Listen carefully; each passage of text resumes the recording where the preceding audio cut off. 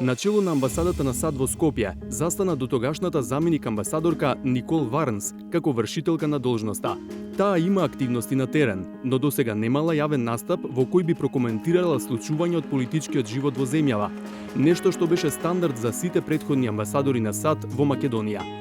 Горан Ризаов од фондацијата Метаморфозис го дели мислењето дека јавните настапи на представници на Американската амбасада се забележливо редуцирани, иако смета дека амбасадата го задржува прозападното влијание во Македонија. Очигледно е дека Соединетите Американски држави со новата администрација имаат делумно сменето надворешната политика во однос на Балканот. Ако не се лажам, во речиси сите земји од регионот на Западен Балкан имаат ВД амбасадори. Но тоа не значи дека не се вршат својата работа, кој што е слична на онаа стратегија која што имали претходно. Иако не е на тоа ниво на кое што беше пред промената на администрација. Отсуството на пораките од САД во јавноста, кои често имаа корективен ефект за девијациите во македонската демократија, остава празен простор. Дел од тој празен простор, смета Ризаов, има тенденција да се полни со дезинформации, лажни вести и манипулативни наративи од трети земји.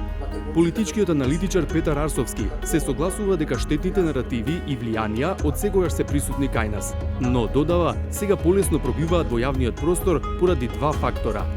Првиот, официјалната стратегија на Стейт Департментот на Соединетите Американски држави веќе и формално зборува дека тие не се гледаат себе си веќе во улога на коректор на демократските вредности на Западниот Балкан, туку се повеќе ориентирани на сопствените интереси пред се економски.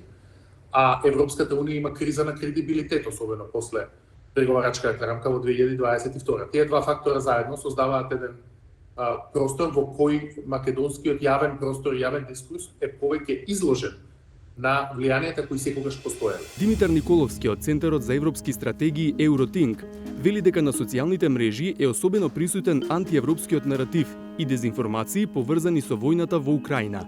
Тој не смета дека треба да се прави цензура и контрапропаганда, туку да се вложува во медиумската писменост, што засега е оставено на медиумите и на невладините организации. Мора да се вместе медиумската писменост во основното и средно образование, тоа на вистина сериозно, значи да биде вклучено, некако сега ради реда.